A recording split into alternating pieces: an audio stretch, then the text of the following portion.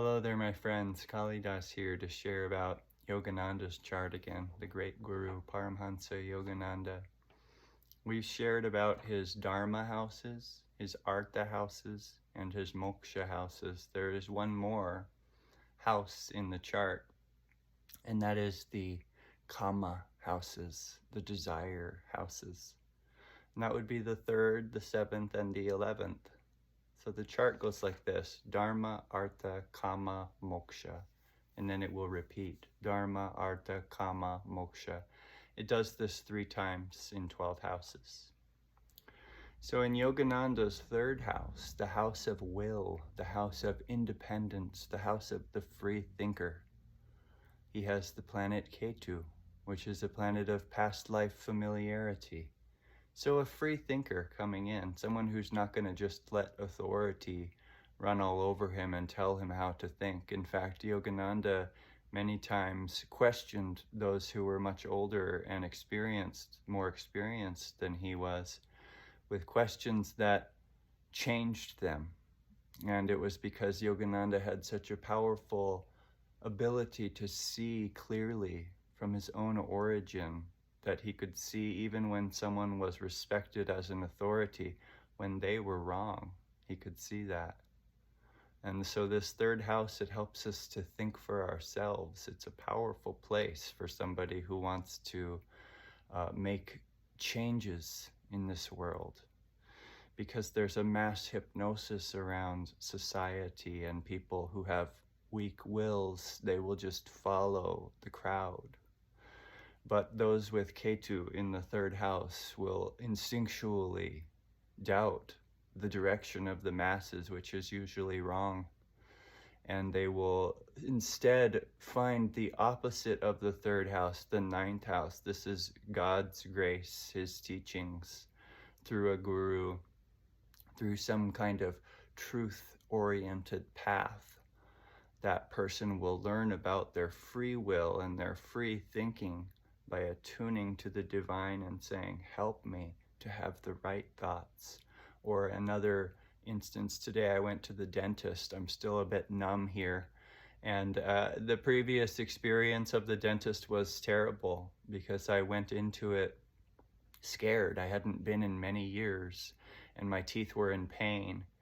And so I went in, and it was a terrible experience. I came back feeling bad. But then today I had another tooth they needed to do a similar thing to. And today I prayed. This is the 3rd house and the 9th house connection. Our free will, it sees we're in a circumstance where we need to use our power to get through a difficult experience. But we can't rely on just ourselves. We have to reach up. So today, this morning, I said, Divine Mother, help me to be even-minded and cheerful amidst this dental procedure. And it went much better. And this is the joy of the 3rd house, is that you find your own empowerment. And this is one of the desires of humanity, is to master oneself. And that 3rd house has to do with following where your heart calls you. Not following the masses, not basing your desires on what other people think. But really, it's opposite that 9th house. It's a connection with God's will. Our own unique ability to think for ourselves comes from our wish to do God's will. When we try to do our own will and think for ourselves in that way, we have a very hard time. And that is the most stubborn people you know, who won't listen to a word of advice from anyone. But if we have that humble spirit that says, Divine Mother, I know I must think for myself, but I need you to think through me, accomplish this task through me, get through this challenge, deal with this person through me. That's the 3rd and 9th connection, and I think Yogananda had that well established in his life. So moving to the other Kama desire houses, the 7th house, which is the most common probably desire in this world, is for a mate, for a partner, for a relationship. And Yogananda did not have any planets in his 7th house, but his 7th lord is Saturn, Where is Saturn in his chart? In the 4th house of mother, home, and family. So where did Yogananda have most of his relationship karma happen in his life? He wasn't a married person. He had a big family. He said, Lord, thou hast blessed this monk with a large family. That's we, his disciples. And the 7th Lord in the 4th house would indicate that his relationship karma was somehow oriented to a family, a home, and a mother, which he deeply adored for the first 8 years of his life, and she left the world, and Yogananda came to relate to as his most powerful love, his most magnetic attraction is the Divine Mother. And so if we can use our own desire for relationship, which is a yearning for love, pure love, to be loved and to love purely, if we can reorient that relationship with God, with the divine, we will be well on the way to eternal happiness, because love unites. And when we love, love itself, which is a synonym for God, is pure, unconditional, boundless love, then we can reunite. So this desire for relationship, it's really just the desire for reuniting with spirit. And we can unite with another human being. It feels very good. That's the sexuality, that's the intimacy that people crave in relationship. But it comes up, it gets you really high. And then what about when there's a glitch in that relationship, a misunderstanding? Then you get really low. What happened to that height of love? It's temporal. The only eternal love is with God, and that's within you, here in this center and here in this center. So lastly, we have the 11th house, the house of gains, where people wish for things like lots of money and eternal security. And you just don't find that here. So we have lots of billionaires and millionaires in the world. They probably have 11th house karma. They've really focused on what they can get and gain out of life, but they're going to hit the 12th house sooner than later. And that is the house of loss. So do you want to play that game? Well, Yogananda's 11th house was Gemini. And it was his 11th Lord, Gemini, was in the 5th house, in the house of creativity, in the house of counseling and wisdom, using the higher mind. So you could say that the real gain of life, if we think about money and its temporal nature, it's fickle, it slips through your fingers, it doesn't really become a gain. It becomes a loss. But people, this is the power of community, the power of people coming together with common purpose. This is what Yogananda created. And that's where I live, in a community of God-seeking yogis who follow Yogananda's path. So what he did was saw what the real gain for humanity could be. And this is, at this time in our evolution, it's spiritual community. A group of people who believe in what you do, who want to work in harmony with you towards a common goal.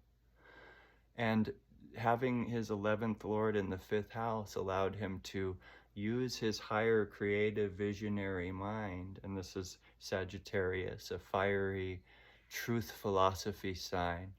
So he wanted to create a real gain for humanity. And this community movement is what he did. One of the main things that he did. Another thing he did was give us Kriya Yoga, which is a technique you can learn either through ananda.org or through Self-Realization Fellowship. Yogananda did a number of things to create a movement in humanity, and this is a community movement. There's thousands and thousands of people who now follow this guru's teachings.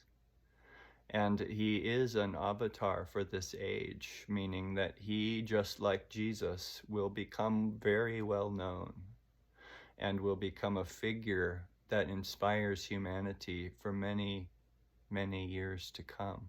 That is an avatar.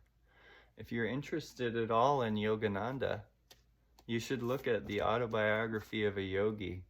This book is so fun to read through. I'm reading through it again right now, and it's more fun than it was the first time I read it.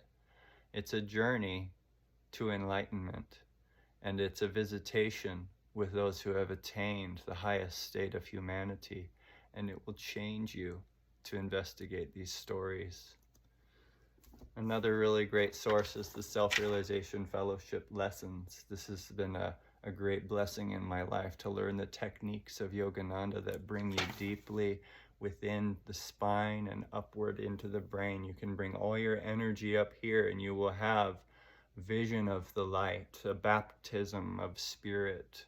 And St. Paul in the Bible spoke of this pathway back to God as a process of continuous washings in the Holy Ghost. And that would be the inner light. When we see it and we give ourselves to it, we are being baptized. So this power of desire, kama, it's in everyone's chart. And if you can spiritualize your desires, which would mean, God, help me to fulfill this. I know it's not everything. I know that it won't bring me bliss for eternity, but it's on my desire list.